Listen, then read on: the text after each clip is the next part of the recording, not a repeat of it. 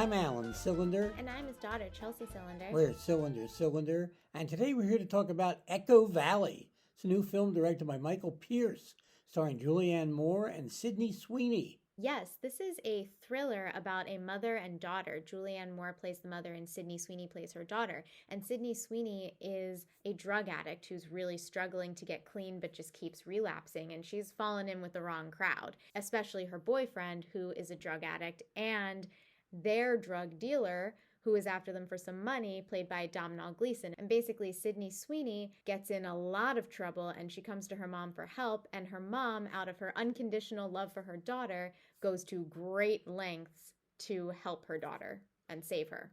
This movie really pushes the envelope in terms of what a mother will do for unconditional love. But it is kind of a silly movie, and it's compelling throughout, but it's so far-fetched by the time that it's over that you just think, why couldn't this have been better?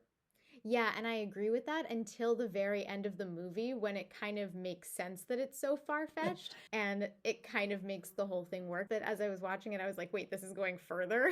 Like, this is crazy. But it kind of redeems itself in the end. And I did like both Julianne Moore and Sydney Sweeney.